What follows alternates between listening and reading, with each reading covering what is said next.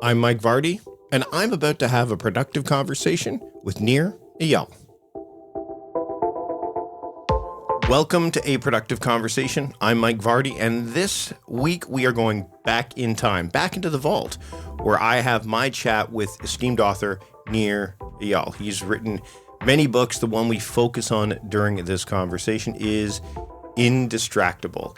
It's honestly one of the best books I've read on the topic of productivity now, and this interview being 5 years ago, I can still say that that is the case. He continues to write about this sort of thing and dives into other areas as well. Of course, he wrote the book Hooked, and we dig into the book throughout our discussion. You'll hear this. Of course, we get into this concept of pseudo work. We talk about willpower. We talk about what he calls effort packs. There are plenty of things to unpack in this conversation, and I'm glad you're here for it. So without further ado, here is my conversation from October of 2019 with Nir Eyal. Enjoy. I'd like to welcome Nir Eyal to the Productivities Podcast. Nir, thanks for joining me today. Oh, my pleasure. Thanks so much for having me. So first off, right out of the gate, congratulations on the success of the book. It, without question, to me, is the productivity book of the year right now. Oh, thank you. As somebody who's read like a lot of this stuff, when I went through Indistractable, which is the book which we're going to be talking about today, among other things, how to control your attention and choose your life. There was just, it was one of those books that, as someone who's studied productivity for a decade, I went through it, and one of the things that you've done, which is challenging, I think, in this kind of space of productivity and time management, is to make a book so compelling that it's difficult to put down, but yet not. Oh, thank you. But not overwhelming at the same time. Do you know what I mean? Like, there are a lot of books that are out there right now that are systemized, and you feel like if you don't do all of them, then you are not doing it right.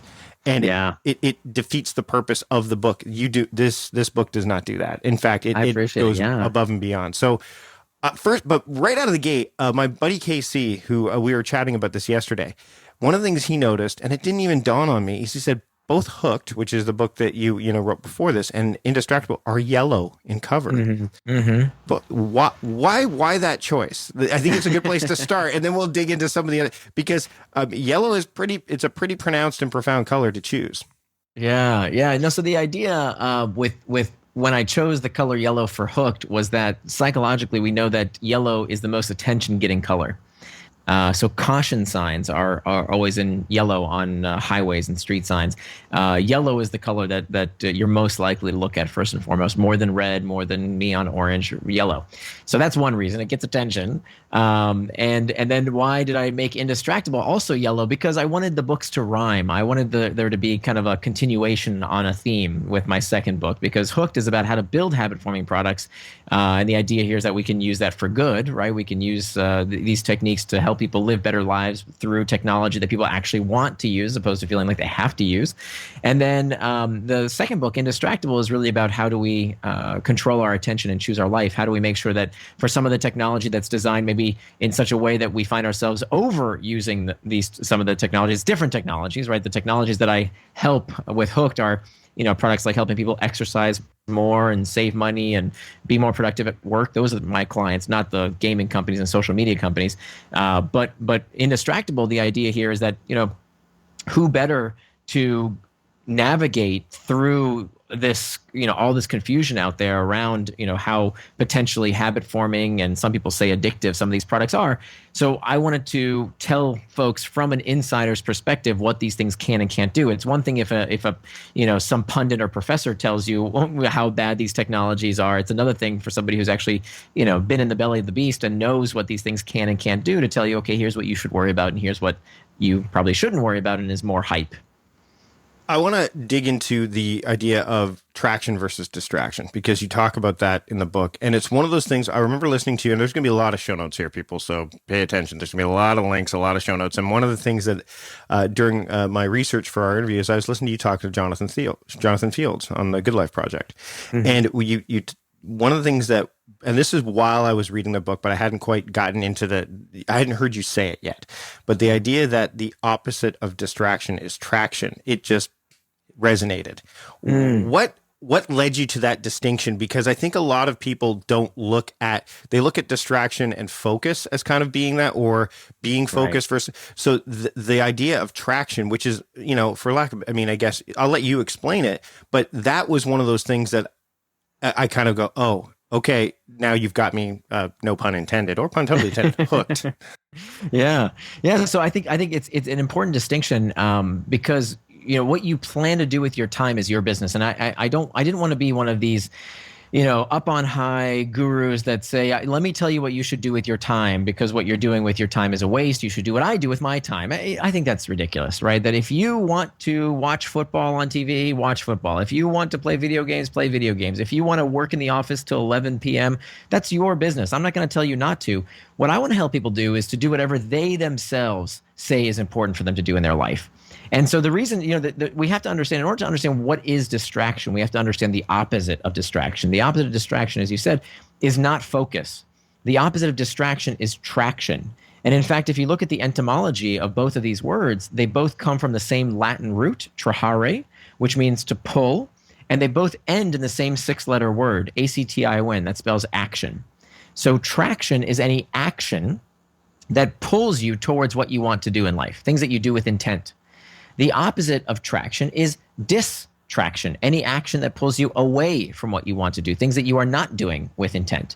And so this is super important for a few reasons. One, it frees us from this silly, dichotomy that what I do with my time is okay, but what you do with your time, no, that's wasteful, right? Like, no, whatever it is you want to do with your time that's in accordance with your values, do it, enjoy it. There's nothing wrong with it, as long as you do it with intent, as long as you do what you want, as opposed to what somebody else is trying to manipulate you to do by controlling your attention. And so the other thing that's really important about this is that we find that the most pernicious forms of distraction are the ones we don't even realize are happening to us. And this typically comes in the form of what I call pseudo work. Pseudo work is when you sit down and you say, I used to do this all the time. I'd sit down at my desk and I say, okay, today I'm going to do that big project. Today I'm going to do that thing I've been procrastinating on. I'm going to finish that presentation. I'm going to finish that report, whatever it is that I've been putting off, right after I check my email. Right? And then 30, 45 minutes later, I'm still on email or that Slack channel or that thing that just happened that I need to, just take care of real quick. And I don't do the thing I said I was going to do. So anything that takes you off track, anything that is not traction, is by definition distraction. So we have to stop kidding ourselves that just because we're doing something that feels productive, that it is not distraction. It is still distraction. The reason this is so pernicious is because if you only focus on the stuff that is urgent, you never focus on the stuff that is also important but less urgent. I'm sure almost everybody's familiar with the Eisenhower matrix. We have to not only focus on the stuff that's important and urgent, we also have to do the stuff that is important but less urgent. But if we don't make time for that stuff, and we always are reacting as opposed to making time for reflecting, we'll never get to that important stuff that needs to get done with long-term thinking and long-term effort. I want to touch on something that Ryan Holiday said about your book in a recent newsletter. Of course, this is, I'm breaking Ryan's cardinal rule of being timeless, but I'm going to say it anyway. His blurb was it was one of his recommended reads and his reading list, and an essential book for anyone trying to think, work, or live better. And one of the things that when we go back to looking at books about productivity and time management, and the idea that you said, hey, if you're, everyone only has 24 hours a day, and how you choose to live that is important. And, I love the distinction that you're talking about there. One of the things that that pulled me away from, the life hacking kind of space was the source of the word, the etymology, the origin of the word hack, which is to cut without care. And to me, I think that one of the things that your book addresses, and I'd love you to touch on this, is the idea of you're going to have to slow down to figure this stuff out. And which seems counterintuitive to being productive or to getting traction, is you're going to have to actually, again, like Ryan says, think, work, or live better. I think there's an element of slowing down that needs to take place. Can you touch on that a bit and how that relates to becoming indistractable?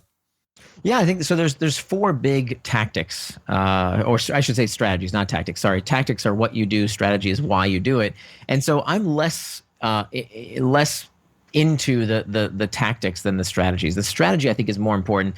The tactics, people, one, can find everywhere. There's all kinds of different life hacks and productivity tips out there, and I give several in the book as well. But the idea here is once you know the strategy, once you know why you do something, you can come up and tailor your own tactics that serve you the best. And so the 4 strategies are: number one, we have to make sure that we master our internal triggers. And this is really the linchpin of this whole effort to become indistractable, because while we love to blame what's called the proximal cause, we love to blame whatever's in our hands, whatever we're watching, whatever we're doing, we love to blame those things for causing distraction. Those are not the root cause of distraction. The root cause of distraction is always the same thing. The root cause of distraction is a desire to escape discomfort. Why do I know that? Because all human behavior is spurred by a desire to escape discomfort, even seeking pleasure. Right? We used to subscribe to this idea, Freud's notion of the pleasure principle, that behavior is spurred by a desire to pursue pleasure and avoid pain. We know that's not true neurologically speaking, that in fact it's pain all the way down. That the way the wanting system in the brain works is by creating this psychological discomfort that prompts us to action, craving, desire. There's a reason we say love hurts. That is our brain spurring us to action by creating a psychological imbalance.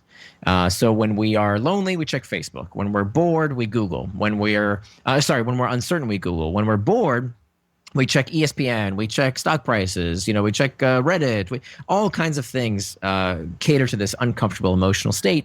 And so that means fundamentally that time management is pain management. That all the productivity tips and hacks won't help you unless fundamentally we understand this fact that we are procrastinating. We are not doing what we say we're going to do. We get distracted because we want to escape an uncomfortable feeling.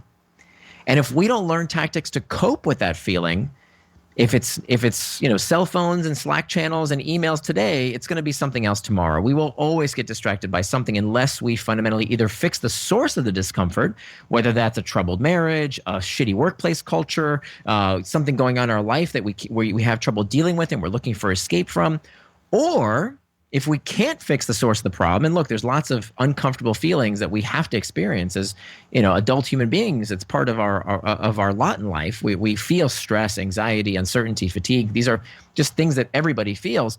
The idea here is to train ourselves to no longer impulsively check a device or turn on the television or eat a chocolate cake or take that swig of booze. When we're looking to escape, we can retrain ourselves to use that discomfort in a healthier manner.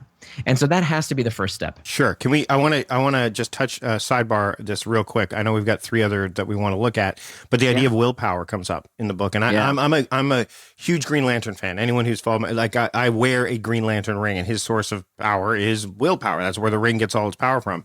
And I remember having a discussion, and I'll link to this in the show notes, a discussion with Benjamin Hardy, who wrote the book Willpower Doesn't Work. And I wouldn't say it was contentious, but you're going up against a guy who loves the Green Lantern and is clearly sourced by the power of. So because I think having those triggers internally, I know we're going to get to the other type of trigger here in a minute. Willpower is one of those things that you say it does work, and it is important to keep that in mind, because I think it is a source of power when you're trying to deal with the internal triggers that are going to pull you away or distract you, right? Not so much. I'm with Ben on this. I don't like willpower at all. I don't like self-control. I don't like self-discipline. I don't think that stuff works. There's even there's a pretty raging debate for several decades now on whether we even have free will at all. So I'm not a big fan of willpower. I think that willpower fails. If the chocolate cake is on the fork on its way to your mouth, you've lost. I don't care how much willpower you have. If the cigarette is lit and in your hand and you're about to take a puff, it's too late. If you sleep next to your cell phone, the first thing you reach for in the morning is going to be your device because you've lost. They're going to get you. So don't rely on willpower. Those are all instances where you have to push yourself back in order to do something you want to do. And I think that's silly because, one, we don't know if free will even exists. And certainly it's just too tempting in the moment. But what we know for sure we have is not necessarily free will or willpower. What we know we have is free choice. Right. So how does that work? And there's a big, big difference. So free choice means, and this, if there's one mantra that I want people to remember, like, write it down somewhere, tattoo it on your arm, I don't care, remember this. The antidote to impulsiveness is forethought. So a gift that we have as a species is that our brains can do something, can do many things, but one of the things that our brains can do that no other species on the face of the earth can do is that we can see the future in higher fidelity than any other animal on the face of the earth. We can predict what's going to happen better than any other animal. And so what that means is if you are likely to get distracted, if you are tired of day after day saying you're going to do one thing and doing something else, you say you're going to go to the gym, you don't. You say you're going to eat healthy, you don't. You say you're going to do that big project at work, you procrastinate. You say you're going to be fully present with your kids, you're on your phone. The solution to this is not to beat yourself up. It's not to blame yourself. It's not to shame yourself or blame the technology for doing it to you. The solution is to make a system, is to have a plan in place so that when that future comes, you don't need any self-discipline. You don't need any willpower or self-control. It takes care of itself. And that's the right way to change your behavior. All right. So let's go back to the next thing, which is, I think, external triggers or something we want to. By the way, Green Lantern's still awesome, though. Okay? Well, I was going to nicely segue into the fact that when I see these things around, I think what it does is it does allow me to kind of, those external, like if you look around my office, and I've got videos of things that are in my office, there are lots of these external kind of avatars that remind me of that keep me kind of on the straight and narrow to a certain extent. So that to me is super helpful. So that, if anything, the reminder of that, I think is key to me. And can we dig into the second one? So well, let me actually, I want to touch on that because that actually touches on a concept. So it's the fourth step. We only did the first step, but the fourth step, just to jump to this. Yeah. We'll skip around. That's okay. Because like you said in the very beginning of the interview, you don't have to do everything all at once. Becoming indistractable is a process. It's not something you do overnight. You can adopt anyone, all, nothing, it doesn't matter. Anything that gets you incrementally closer to living your values and living the kind of life that you live with personal integrity. That's what this is all about, is being as honest with yourself as you are with other people. Any incremental improvement is improvement. So you don't have to do everything all at once. But I want to touch on this concept that you kind of glossed over, but I think is super, super important. This idea of having an identity. Right, that the superheroes, the models, the ideals, the persona that helps us act in accordance with our values. So the fourth step is to prevent distraction with pacts. And there are three types of pacts. One of them is called an identity pact. And there's some fascinating research that comes out of the psychology of religion and how calling yourself a certain moniker, a certain ideal, can help you not need willpower in the moment. So for example, if you are a vegan, you don't say to yourself every day, I wonder if I'm going to have that ham sandwich.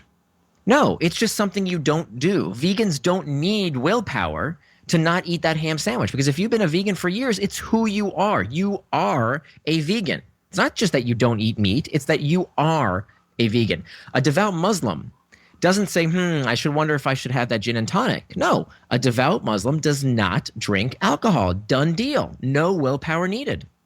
And so we can do this for ourselves. So by you having, these reminders of an ideal, whether that's a superhero, whether that's a historical figure, whether it's somebody you'd really admire, or a moniker you make for yourself. So this is why I titled the book Indistractable. Indistractable sounds like indestructible.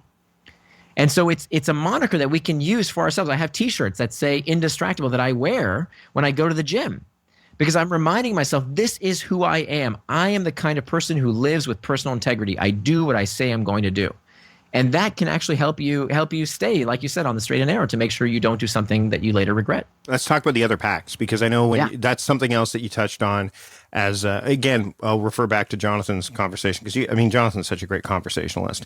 To sit there and let's talk about those other packs, because they're every one of those that you brought up, I was like, yep, spot on. And like you said, the idea of it being an evolutionary process of becoming indistractable, I think, is key as well. Absolutely, yeah. So you want to go into the other packs? Yeah, let's go with the other packs, and then we'll jump back to the other. Yeah, let's just love it. Let's just. I mean, we've already kind of gone down that road a bit, so let's go. Let's keep going. Sure, sure. But I do want to warn folks that creating a pact is the last step. So before I tell you about how to do that, you have to do the other stuff first, because if you don't, then this step is likely to backfire. Okay, so the other three steps, just to kind of go over them real quick, it's about mastering the internal triggers, right? Figuring out what's really the source of the discomfort or finding ways to cope with them in a healthier manner. Making time for traction, which is all about making a schedule and synchronizing that schedule with the various stakeholders in your life for the various domains in your life. Very, very important step. The third step is to hack back the external triggers. The last step is about preventing distraction with pacts. And this is where we can actually, ironically, use technology to block out technology, right? So we can use these tools to help us keep distraction out. So there are three types of pacts.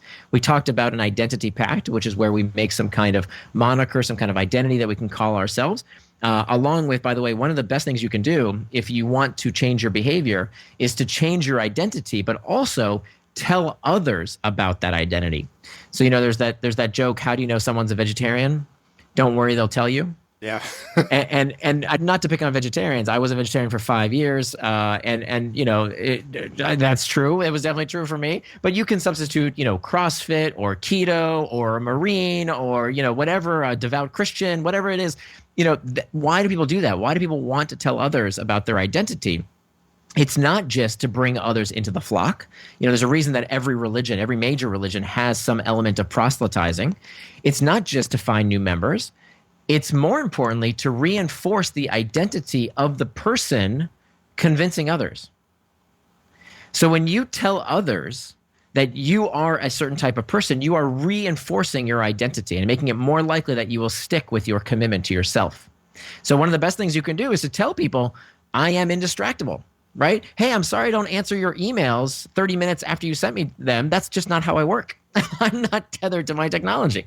There's lots of other techniques in the book as well, but having that moniker is super important. So that's a few things you can do there. Then the next type of pact is called an effort pact. An effort pact is when we put some kind of friction in between us and something we don't want to do, the distraction. So, for example, in my household, I've been married for just over 18 years. And a few years ago, while I was writing this book in the early stages, I'll be a little vulnerable here. It's embarrassing to say, but my wife and I were having no sex. And we weren't having any sex because every night we would go to sleep. And while we were, preparing for bed, I would be stroking my iPad and she would be caressing her iPhone. And that was terrible. It was terrible for our marriage. We weren't getting enough sleep. And so we decided to use one of these effort pacts after we'd done the other three big strategies of mastering the internal triggers, make time for traction, hacking back the external triggers.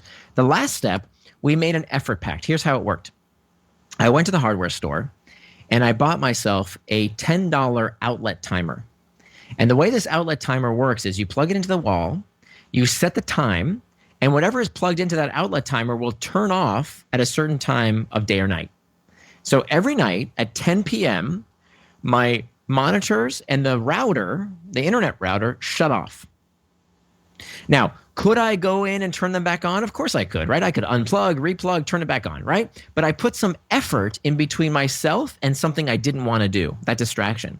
Now, actually, you can get routers that are built in with this kind of functionality. At the time, they didn't make them, but now there's the Eero router, there's a Netgear router. A lot of these routers now come with this ability to turn off certain devices at a certain time of day or night so that you're making a pact, you're making a commitment to yourself.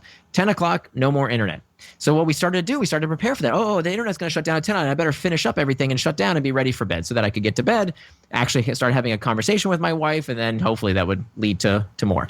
So that was an effort pact that we made. One of the things that I did, and it worked both ways, is I wanted to quit drinking soda pop, so we just didn't keep it in the house. And I live really close to a store, so if I was craving soda pop, I'd be like, okay, let's go get some, and I'd be like, oh, wait, I have to go all the way to the store to get it. Yes, awesome. And the other thing I would do as a almost a further countermeasure to that is we have a soda stream, and I would just prepare, and I do this as a night owl too. The night before, I do things like I prepare my NutriBullet shake the night before. So that way, instead of having something crappy or not having breakfast at all, it's already ready. So it's not, the effort is lower for me to live up to what I want to be doing, just as much as trying to go get that soda and realizing, oh, well, there's no, Coke or Pepsi here, but I do have a couple of bottles of SodaStream prepared that have just some lemon and lime, like, fresh lemon and lime in it. I'll just have that instead. So that's one of the ways I kind of use that effort packed as well. Love it. Love it. Yeah, this is called what I call progressive extremism.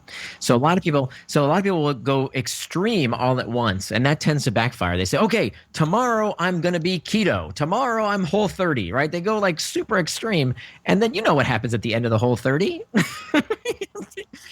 Yes, of course. So don't do that. To any diet that is temporary, whether it's a digital diet or a food diet, if it's temporary, it's bound to fail. You know when it will fail. It'll fail when that deadline approaches, right? When you get into your suit for your wedding, right? Or like the day after, you know what you're gonna do. You're gonna eat like crazy. And that's, by the way. Oh, sorry. Go ahead. No. Go ahead. You go ahead. Go ahead. I was just gonna say. So that's why I don't like a lot of what is espoused these days around do a digital detox or one of these things. If it's defined by a finite period of time, 30 days, don't use your technology. It doesn't work, and it doesn't work for the same reason that these fad diets don't work.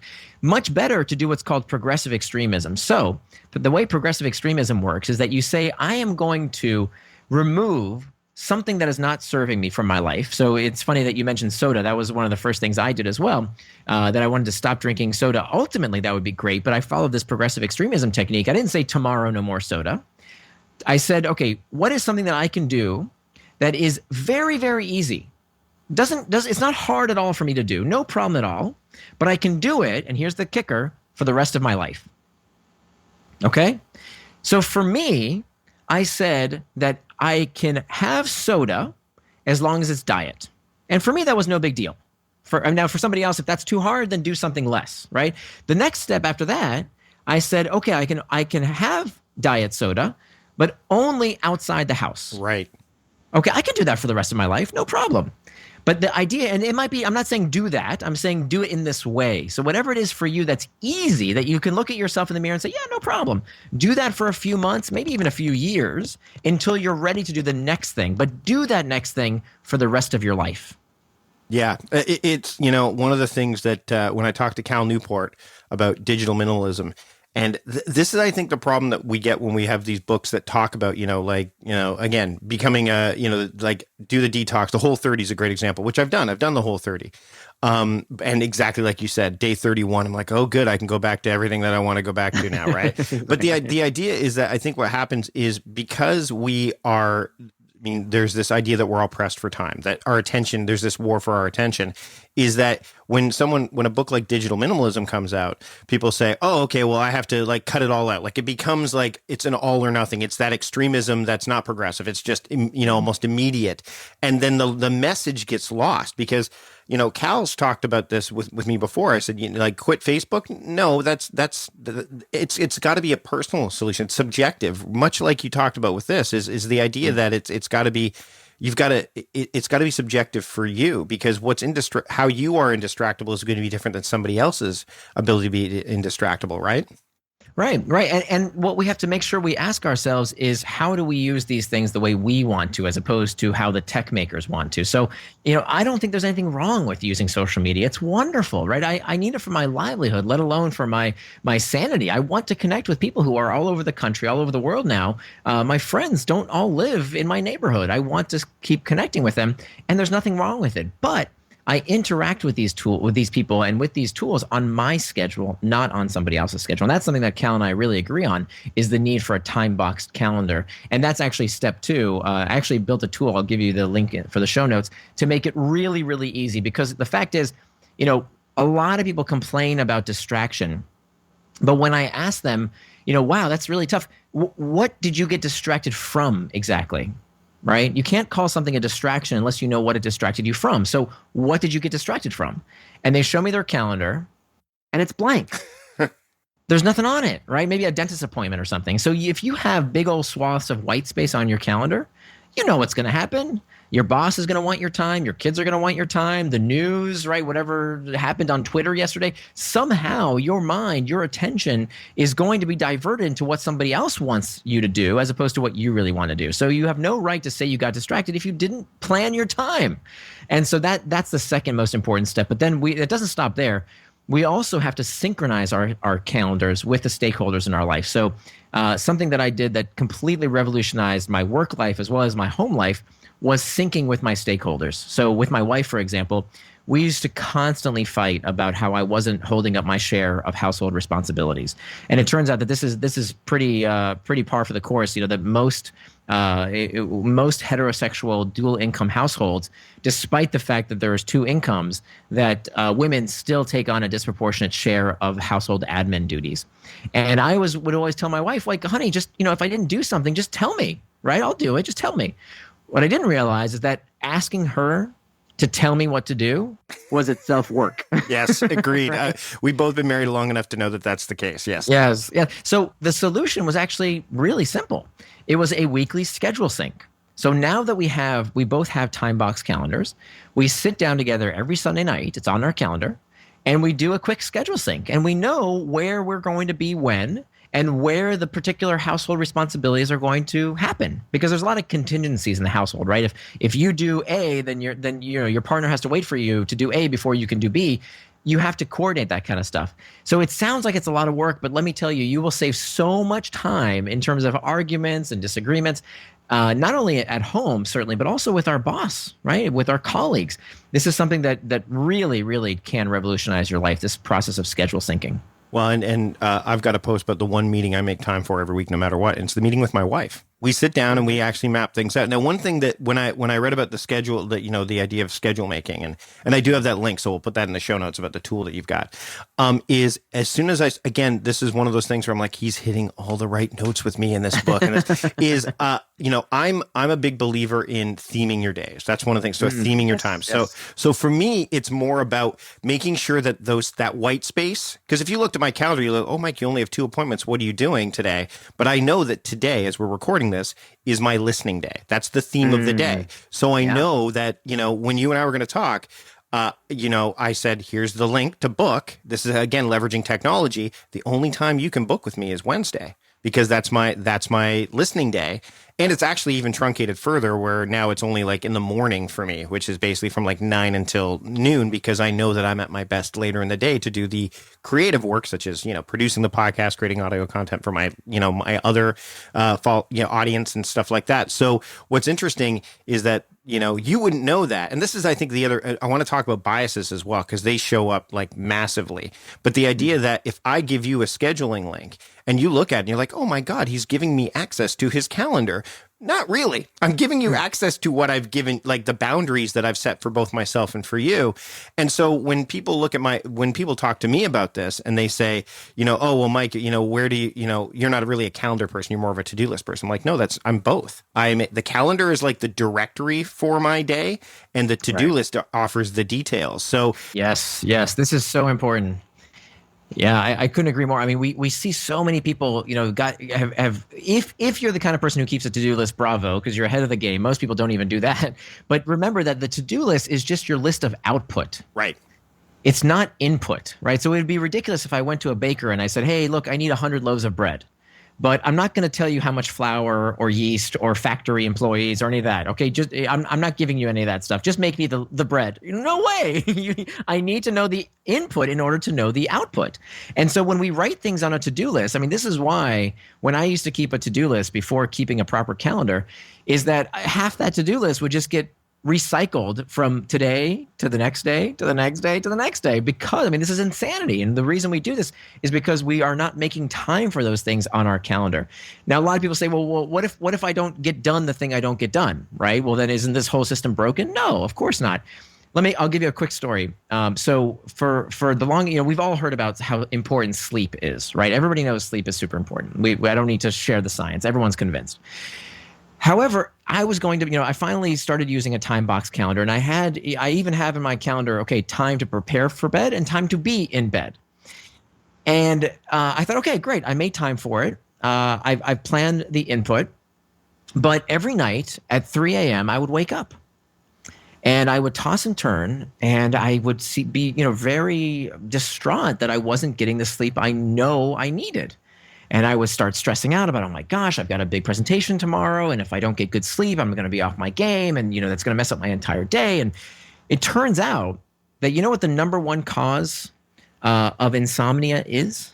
The number one cause of insomnia is ruminating about insomnia. Uh-huh. And so when I learned that, I decided to start repeating to myself a little mantra. And that mantra goes like this, that the body gets what the body needs. The body gets what the body needs. So whenever I would wake up at 3 a.m., I would tell myself this: the body gets what the body needs. The body gets what the body needs. And you know where this story is going. By repeating that mantra, I would start to relax and I would fall back asleep. And so the moral of this story is that if you control the input, that's all you need to worry about. Right? Because the fact is, the reason most people don't get enough sleep is because they are not giving themselves the input of the time to get the sleep. The reason people can't finish that big project, the book they're working on, the side hustle, whatever it is that they're working on, is because they haven't made that time. If you don't give yourself that time, 100% guaranteed you won't get the thing done. So your job is to give yourself the input, make the system in place. The output will come naturally from that. So you won't always be able, don't put on your calendar, finish project, do the chapter, to finish the slides, whatever it is. No, what you want to put on your calendar is work on this for 90 minutes. Right. Okay. You cannot control the outputs. What you can control is the input, because think about it, right? If you're in the workplace, you got to get the graphics from Bill and the numbers from Joanne and all of these exogenous factors that you may not be able to control. I can't control whether I would sleep every night. That's not up to my conscious brain. But what I can control is the input of preparing an environment, preparing the time to get the rest my body needs. My body will take care of the rest. And the same thing goes to writing a book, to creating a great presentation, to doing whatever it is you need to do. It starts with the input, not the output. So you went from hooked to indistractable, and the path to me seems very clear. The idea of habits to, things that are pulling your attention, that can pull your attention, both in a good way and a bad way, depending on how it's being utilized. And then now you have more agency over it, like how you can. I want to talk about, and this piece was really important to me as a parent, is the idea of kids and children when it comes to, because, what's interesting is my wife has my wife has some really great insights in this, because my daughter's a teenager now and she's spending a lot of time on Instagram, Snapchat, all those tools, mainly to keep tabs with her friends and communicate. Right. And my initial reaction which is again, I think it's just this bias that shows up that says, oh, she's spending too much time on technology, which, shows up. My wife said, well, when we were kids, we were just on the phone. Like, we just picked up the phone and the phone lines were tied up. That's all. This is just the new phone for her. This is just the new. I'm like, you know what? You're right. Like, it's just like I'm like, that's right. It's just the tool. I mean, it's kind of like, and I know Cal touched on the idea of Arnold Bennett's How to Live on 24 Hours a Day in Deep Work. The idea that, the behaviors really haven't changed. It's just the tools or the things that are kind of guiding our behaviors may have changed, but the behavior is still the same. Whether you're, reading a newspaper back in the, 100 years ago on the train on the way to work, or whether you're scrolling through Instagram or Facebook, it's still, human behavior has not changed all that much. One of the things that I want to touch on is this idea that kids are more distracted than ever, and how we can, and technology is bad because, after that, my wife and I talked about that. I dug into it a bit more. And of course, you talk about it as well. That's just simply not the case, right? Well, there's a lot of misinformation out there. And the answer to any complicated question is always the same. It depends. This is a complex problem. There is no simple solution. And even though I think, in the media, the narrative is, oh, technology is melting your brain, it's hijacking your brain, it's addicting your brain. And that's just too simplistic. Lots of things are potentially addictive, but don't addict everyone. So do some people get addicted to technology? Absolutely. Yes, they do. But not everyone. And we see this all the time, right? Think about something that's much more addictive than technology. Think about alcohol. Do some people become alcoholics? Of course. But most people, 95, 99% of the population, can have a beer with dinner and they're not alcoholics. Not everyone who has sex is a sex addict. Not everyone who eats food is addicted to food. Clearly, there's more to the story. So, I think that's a very important narrative. And that's why I hate people using this term addicted, because, it's bad for two reasons. One, I think it does not give proper credence to those who actually do suffer from an addiction, those who suffer from the pathology of addiction. that is a pathology, and it deserves special respect for those few percentage of people of the population who do struggle with these things. And then two, by making this something that sounds like we are all, having our minds controlled by these things, it leads to what's called learned helplessness. Right? When people think there's nothing I can do, the technology is hijacking my brain, the algorithms are doing this to me, I'm addicted, they stop trying. And we know that there's been studies of alcoholics that show that the number one determinant of whether someone recovers after a rehab program is not their level of physical dependency. It's not what's going on in their body. It's what's going on in their brain. That the number one determinant of whether someone will recover after rehab is their belief in their own power to change. So when we tell people, oh my God, technology is addicting you and technology is hijacking your brain, we are literally making it true. So we have to stop that, right? Some people are addicted. They need special help. They need special assistance. And I've written about this for years now, about how technology companies do have an obligation for people who are pathologically addicted. But if you're not pathologically addicted, or if you're not a child, I do think children are a protected class of people. Then I think that it's really up to us. Now, when it comes to children, I do think that as parents, there's some common sense stuff we should do. For example, the tech companies tell us that the minimum age is 13 for using these social media products. We should listen to them, right? I don't know why someone, needs social media before high school. I think kids shouldn't have social media until college, frankly. I just don't see enough of a cost benefit. But at least do what the tech companies tell you to do. Don't give your kids social media before age 13, because that's what the tech companies themselves say. So that's one quick point. And then I think when it comes to our kids, there's a whole section in the book around how to raise indistractable kids. And it's hard to distill this into a few talking points, but I think it's really, really important to understand why kids overuse technology. That kids are looking for something when they overuse technology that they are not finding offline. And so they get it online. And so, what we need to make sure that we understand here is that the conversation is more than just black and white. It's more than just good versus evil. It depends on who is using, how much they are using, what they are doing instead of using, right? So one of the things that nobody tells you, yes, we've seen suicide increase among teenagers from a historic low around 2012. That just happened to be a very, very low year. Actually, suicide was just as high in the 1980s. We don't know why, well before Facebook and Instagram and all that. But it has risen since a historic low in 2012. But what we don't talk about is all the good stuff that's happened, right? That around since 2008, violent crime, record lows, drug use, record lows, pregnancy, record lows, teen incarceration, record lows. I mean, all of the truancy, record lows. All of these things are at record lows. Why? Because if you think about what past generations used to do, I mean, you know what we used to do as teenagers. We used to break stuff, right? We would hang around 7-Eleven. We would walk around the neighborhood wasting time because we were bored as hell, and we would break things and we would get into trouble. Well, kids don't do that anymore. And that has some bad sides as well, but for the most part, it's really great. Well, and we would go to arcades. Like I would go to the arcade, which is basically an in real life version of going on to play Roblox or something like that now, right? We just happen to be physically there as opposed to virtually there. Right. So if you wanted to invent a device to keep kids off the streets, off the roads, and safe indoors, you might create a video game. Right? That's not such a bad thing. So I'm not saying that there aren't downsides. There are clearly downsides. So one of the biggest downsides is the opportunity cost of what kids aren't getting. And what kids aren't getting enough of is what's called free play. So time for kids to just socialize, that is at a record low. We've never seen it this low before. The amount of time that kids have to just be together, because either parents are so scared of kids being abducted that they don't, because of stranger danger, even though it's complete rubbish. This is the safest time in American history to be a kid these days. Or we overschedule our kids so that it's, between Kumon and test prep and swimming lessons and ballet and Mandarin, they have no time to just play. And I think that is what is psychologically stunting our children, is that play is where we learn our place in the world. Mm-hmm. And I think that's one of the best things we can give our kids, because parents say, oh, I want my kid to get off their device. But are you giving them a way to socialize off the device?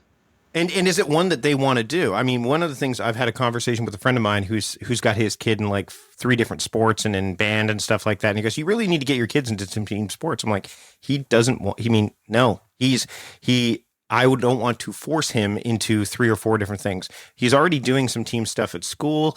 I don't necessarily, if that's not something that he necessarily wants to do, I'm not going to force him down that road. I mean, but you can lean so far the other way and not get them involved in anything. So you've got to find, like you said, that it's a lot of what you've talked about today and in the book is you've got to find, like, what are your boundaries? Where does that look like to you?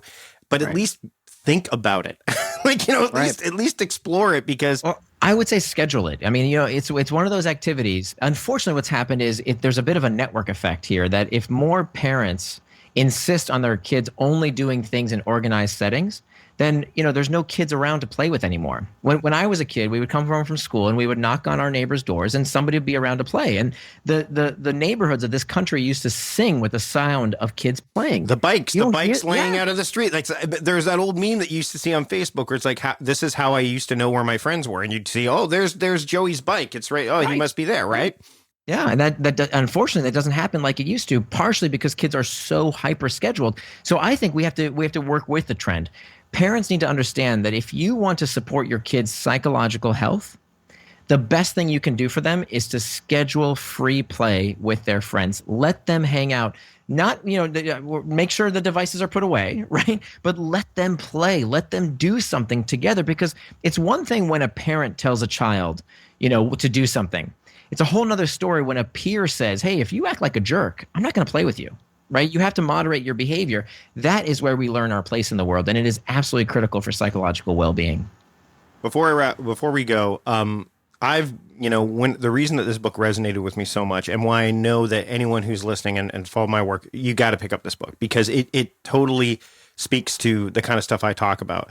I'm not a believer that productivity is about efficiency and effectiveness on its face. I believe that productivity ultimately is about the marriage of intention and attention. And you talk about attention in this book. When you look at productivity and how it's, especially when you see, again, we talked about the way it's online, people talk about sleep and all that stuff. And the idea that you must get up first thing in the morning and have, all these different things that are kind of trying to vie for our attention to help us craft or manufacture what we should be doing with our life instead of necessarily making a choice about it. What do you look at productivity, and what do you define maybe productivity as from your vantage point?